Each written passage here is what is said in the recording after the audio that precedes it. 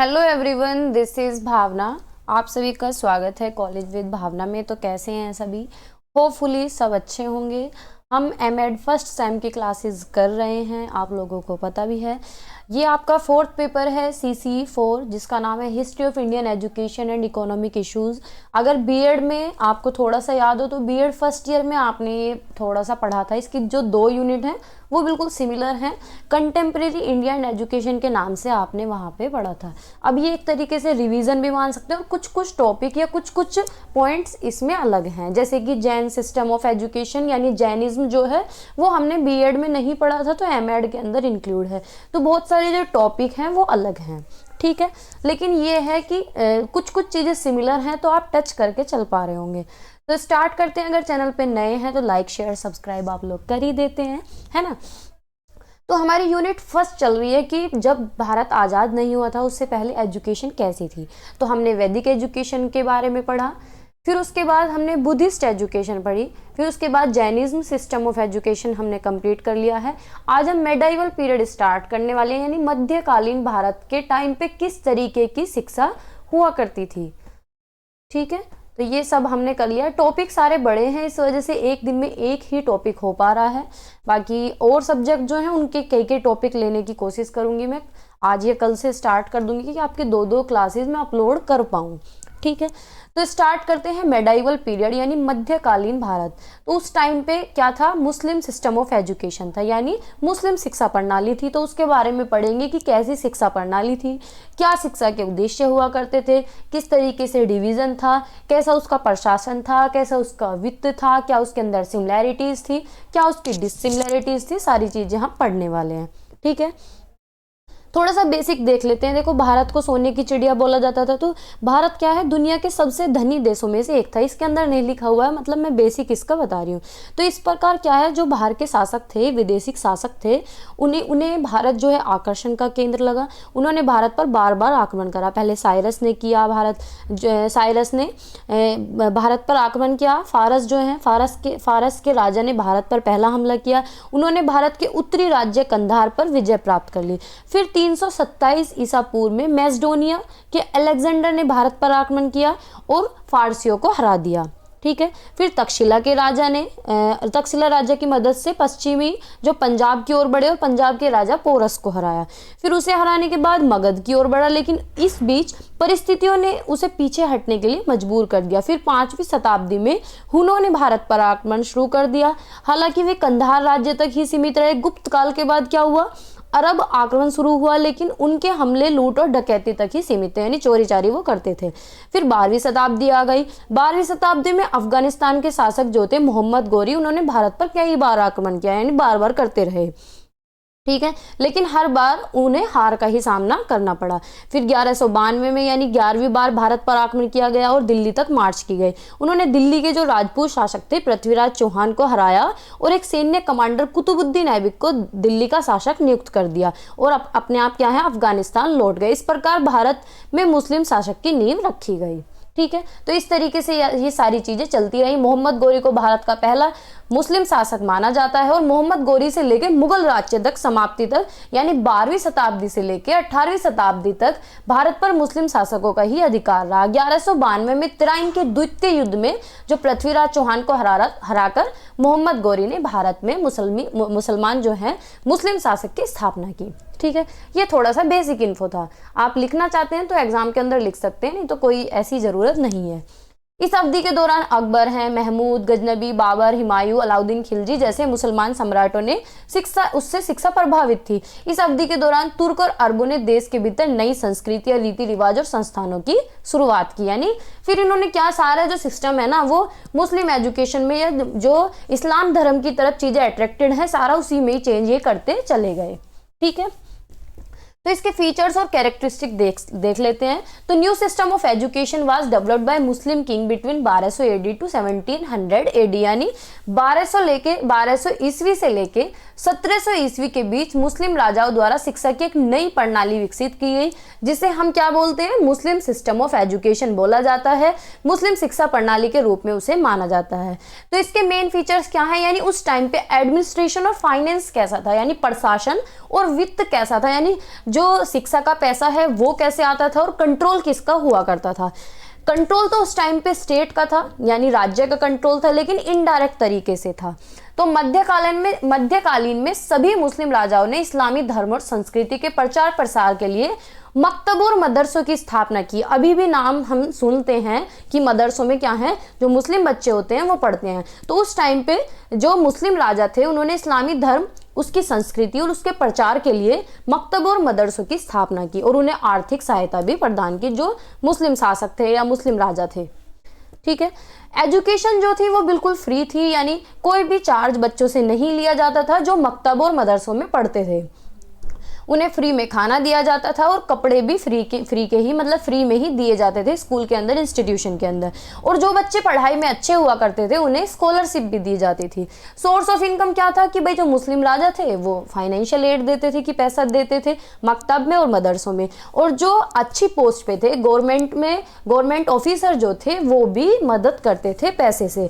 और जो इस्लाम धर्म की तरफ ज़्यादा डिवोटेड थे, यानी जो पूरे मन से इस्लाम धर्म को मानते थे, वो भी इंस्टीट्यूशन के अंदर कंट्रीब्यूट करते थे। तो इस तरीके से जो मकताब और मदरसे हैं उनका चलन होता था। ठीक है, इस तरीके से उनका खर्चा निकल जाता था।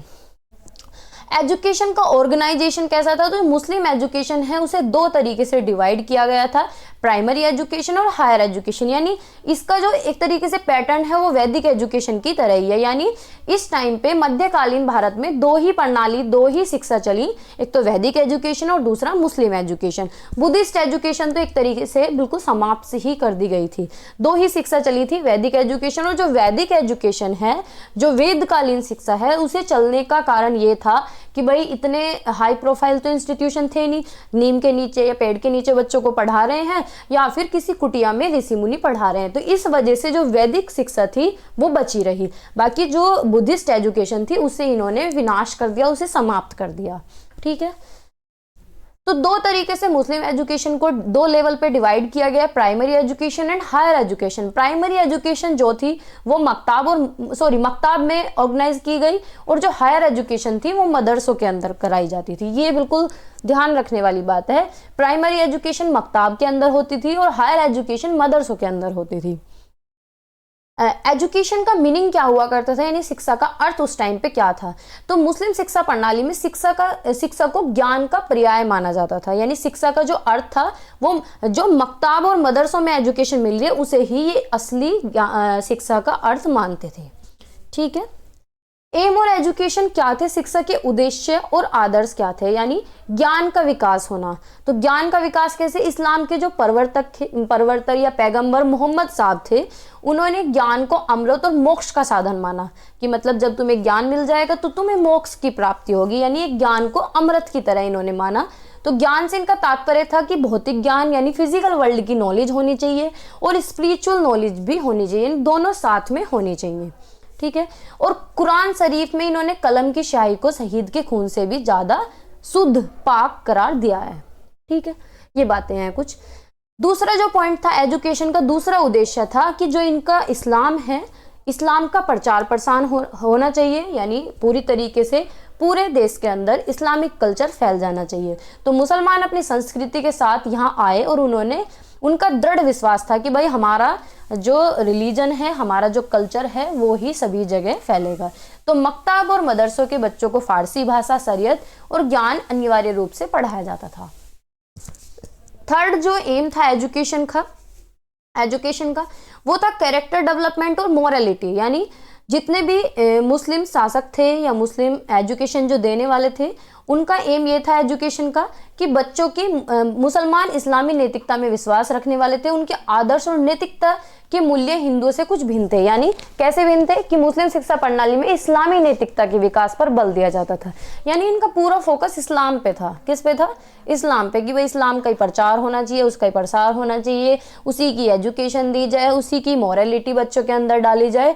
किसी भी दुराचार के मामले में भाई कुछ भी उन्होंने गलत काम कर दिया तो उसमें भी उन्हें पश्चाताप का प्रावधान था।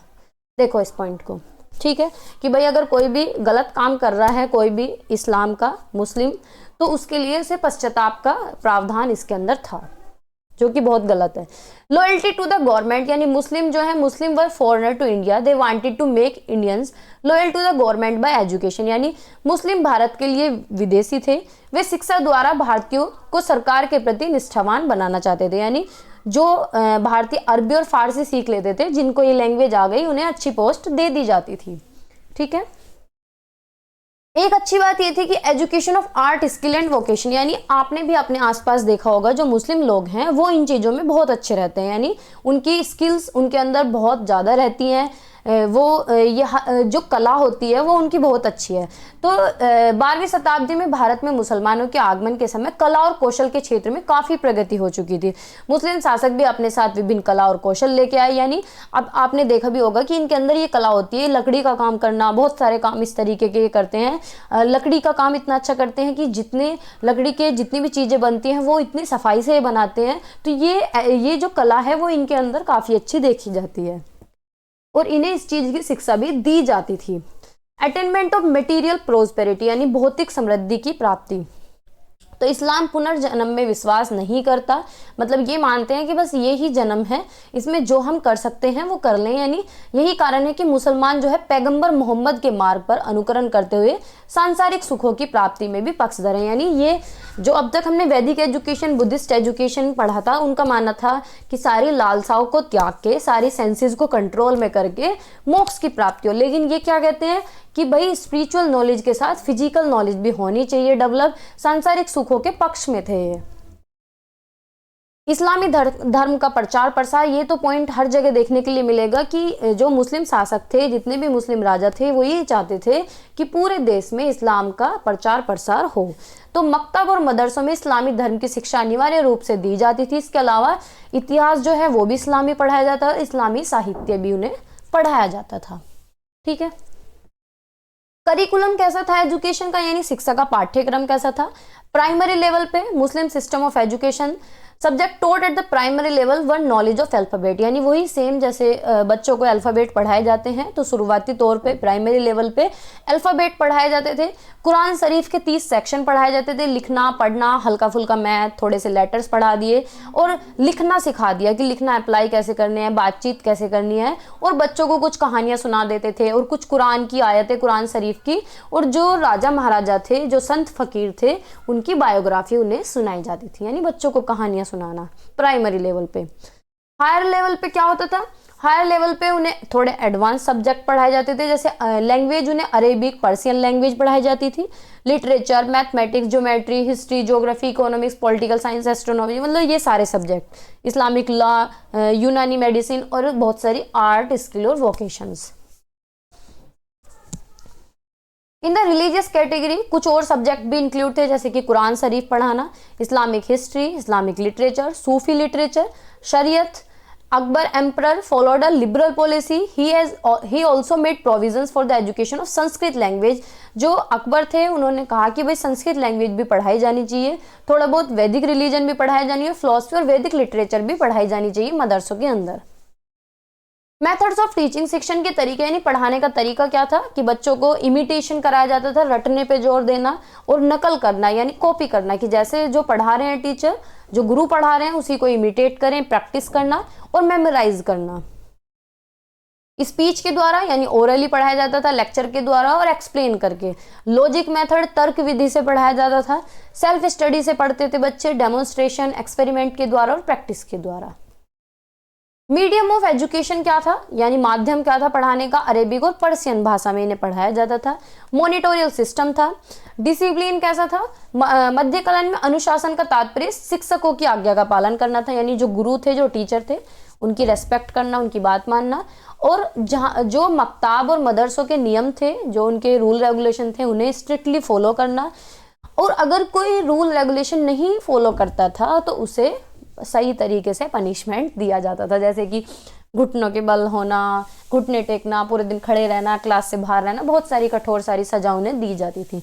और आज के टाइम में ये सारी जो सजाएं अगर पिटाई करने लगे तो वो एक तरीके से गलत मानी जाती है ना, लेकिन उस टाइम पे अगर कठोर दंड उन्हें दिया जाता था तो जो बच्चे अच्छे हुआ करते थे उन्हें पुरस्कार भी देते थे, है ना, कि भाई बहुत अच्छे हैं, चलो अवार्ड भी दे दो। टीचर को उस्ताद बोला जाता था। तो शिक्षक जो था मुस्लिम शिक्षा प्रणाली में इस्लामी धर्म के अच्छे जानकार और अरबी या फारसी या अन्य विषयों के विद्वान शिक्षक बन सकते थे, यानी जिन्हें इस्लाम की नॉलेज है, अरबी फारसी जिन्हें आती है भाषा, वो ही विद्वान बनते थे, यानी टीचर बनते थे। और उन्हें अपने चरित्र के प्रति सचेत रहना पड़ता था, यानी कैरेक्टर उनका अच्छा होना चाहिए, और उन्हें सैलरी अच्छी मिलती थी जिससे कि वो अच्छा जीवन व्यतीत कर सकें और समाज में एक अच्छा स्थान उन्हें मिल सके। बच्चे कैसे थे मुस्लिम सिस्टम एजुकेशन में? बच्चे जो है स्ट्रिक्ट कंट्रोल में रहते थे, डिसिप्लिन भी अच्छा था। लेकिन अगर देखा जाए वैदिक एजुकेशन और बुद्धिस्ट एजुकेशन के कंपैरिजन में, तो यहाँ थोड़ा सा रिलैक्स था बच्चों को। कैसे भाई? बुद्धिस्ट एजुकेशन में और वैदिक एजुकेशन में बच्चों को इतनी फैसिलिटी नहीं थी। बस ये है कि भिक्षा मांग के लेके आए हैं, खाने का अरेंजमेंट कर दिया, सोने का अरेंजमेंट कर दिया। लेकिन मुस्लिम सिस्टम ऑफ एजुकेशन में उन्हें बढ़िया बेड दिए जाते थे और उसके ऊपर मतलब बिछाने के लिए कालीन वगैरह भी मिलता था और खाना अच्छा। तो ये उन्हें एक रिलीफ मिल गया, है ना। शिक्षक और छात्र का संबंध कैसा था? तो वैदिक और बौद्ध प्रणाली की तरह मध्यकालीन में भी संबंध जो है वो बढ़िया था, सौहार्दपूर्ण था। शिक्षक बच्चों को प्यार करते थे और बच्चे जो हैं वो टीचर की रेस्पेक्ट करते थे और बच्चों की अपने बच्चों की तरह चिंता करते थे। टीचर जैसे अपने घर के बच्चों की करते हैं, इसी तरीके से जो टीचर थे वो बच्चों की सही चिंता करते थे। ठीक है। टीचिंग इंस्टीट्यूशन क्या थे? ये देखो, दो वर्ड सब जगह मिलेंगे, मक्ताब और मदरसे। मक्ताब में प्राइमरी एजुकेशन दी जाती थी, ये याद रखना है बस, और मदरसे में हायर एजुकेशन। वैसे तो और भी थे, लेकिन ये ही हर जगह, अगर आप किसी भी कंपटीशन एग्जाम में भी बैठेंगे तो ये आपको देखने के लिए मिलेंगे। तो मक्ताब जो है उसमें प्राइमरी एजुकेशन दी जाती थी। मक्ताब जो है अरेबिक वर्ड कुतुब से आया, जिसका मतलब है जहाँ पे पढ़ना लिखना सिखाया जाए। ठीक है। जो मक्ताब थे, छोटी लड़कियां और लड़के साथ में पढ़ते थे। वैसे उस टाइम पे पर्दा प्रथा भी था कि भाई पर्दा पूरा नीचे तक रखना। छात्र जो है कितने एज में एजुकेशन स्टार्ट करता था? 4 साल 4 महीने और 4 दिन, ये याद रखना। 4 साल 4 महीने और 4 दिन की जब आयु उसकी होती थी, तब उसका एडमिशन किस में होता था? मक्ताब के अंदर। ठीक है। उस टाइम पे सेरेमनी होती थी जिसे बिस्मिल्लाह खानी सेरेमनी बोलते हैं। बच्चे को नए कपड़े पहनाए जाते थे, कुरान शरीफ की कुछ आयतें उसे बुलवाई जाती थी रिपीटेशन में, और अगर वो नहीं बोल पा रहा है तो क्या है, टीचर प्रोनाउंस करता था और बच्चा सुनता था। ठीक है। बिस्मिल्लाह का मतलब होता है अल्लाह का ही नाम। और मदरसे जो थे, मदरसों में हायर एजुकेशन दी जाती थी। जो मदरसा शब्द की उत्पत्ति है वो अरबी शब्द दारस से हुई है, जिसका अर्थ है भाषण देना, स्पीच देना, स्पीच डिलीवर करना। तो इसमें हायर एजुकेशन दी जाती थी।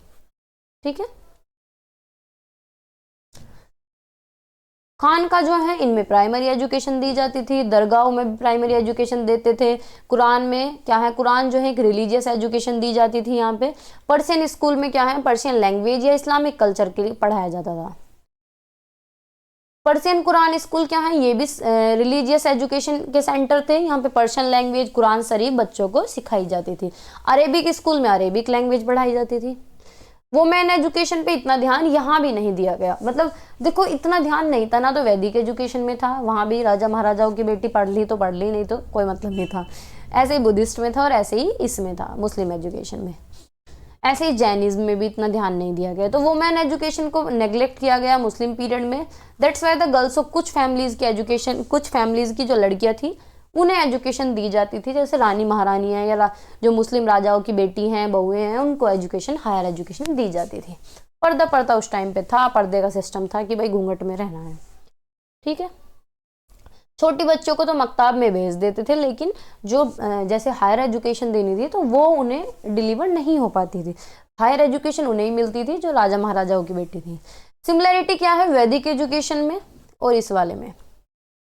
क्या हो गया, वैदिक एजुकेशन और मुस्लिम सिस्टम में? पेन कभी कभी गड़बड़ कर देता है नया खरीदना पड़ेगा। In both the systems education was free from the direct control of the state, यानी स्टेट का कंट्रोल तो था लेकिन इनडायरेक्ट था। राजा महाराजा ही काम चला रहे थे दान दक्षिणा देके। ठीक है। तो सेम सी ये बात है। 2 ही लेवल थे भाई, प्राइमरी और हायर एजुकेशन ही वैदिक में थे और 2 ही इसमें लेवल थे। दोनों का काम यही था कि रिलीजियस पे और मोरल एजुकेशन पे पूरा फोकस था। वो दोनों जो है हायर एजुकेशन थोड़ी सी एक्सटेंसिव थी, there was provision for specialization, भाई जो हायर सब्जेक्ट हैं ये स्पेशलाइजेशन करनी है तो दोनों में प्रावधान था कि कर सकते हैं।